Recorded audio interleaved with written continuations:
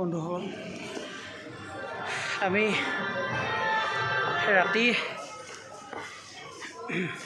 ঠিক 1:30 বজাৰ পৰা যাত্ৰা আৰম্ভ কৰিছিলোঁ। যিহেতু তলৰ পৰা ভিডিঅ'টো নবনালোঁ, এতিয়া বনাইছোঁ। এই বৈষ্ণৱী মাতা ওচৰলৈ আহি আছোঁ। যথেষ্ট দূৰ, 12 কিলোমিটাৰ টোটেল।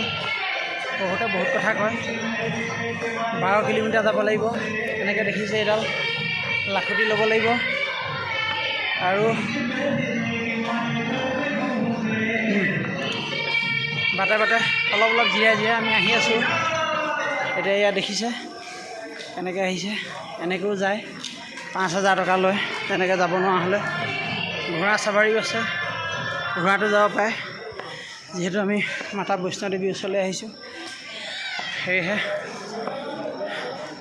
নিজে খোজকাঢ়ি আহিছোঁ মাৰ চৰণত আশীৰ্বাদ ল'বলৈ। কষ্ট হৈছে, কিন্তু কষ্টৰ ফলটো যাতে মিঠা হয়, সেইবাবে মাৰ চৰণত আহিছোঁ। আহি পাইছোঁহি আৰু বেছি বিশেষ নাই, আৰু অলপ দূৰ পিছতে মাতা বৈষ্ণৱদেৱীৰ ওচৰত পাম। যিহেতু তাত আমাৰ মোবাইল আমাৰ লকাৰত ভৰাই থৈ যাব লাগিব, মোবাইল নিব নিদিয়ে। যিহেতু মই পাৰ্চো অনা নাই, অকল পইচা আনিছোঁ। হাতত পইচা লৈ আহিছোঁ, কেছ পইচা, আৰু বাকী বস্তু চব। ঘড়ীটো আনকি মই সলকাই থৈ আহিছোঁ, ঘড়ী পিন্ধি অহা নাই। যিহেতু ইয়াত চাদা তামা, গুটকা, ঘড়ী একো নিবলৈ নিদিয়ে, ফুল চেক হয় ইয়াত। আপোনালোকে এবাৰ আহক, বৈষ্ণৱদেৱী মাতা মন্দিৰৰ ওচৰত আহক, চাওকহি।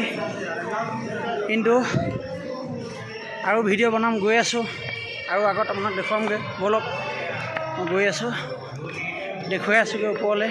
এতিয়া আমি এয়া চাওক, কিমান তলত আছোঁ, কিমান ওপৰত আছোঁ।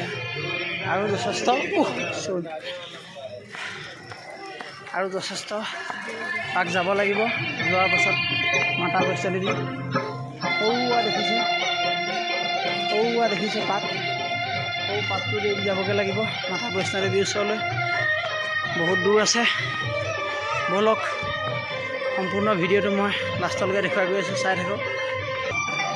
আৰু মোৰ ভিডিঅ' যোনে চাই চেনেলটো ছাবস্ক্ৰাইব কৰি দিব, লাইক কমেণ্ট শ্বেয়াৰ কৰিব।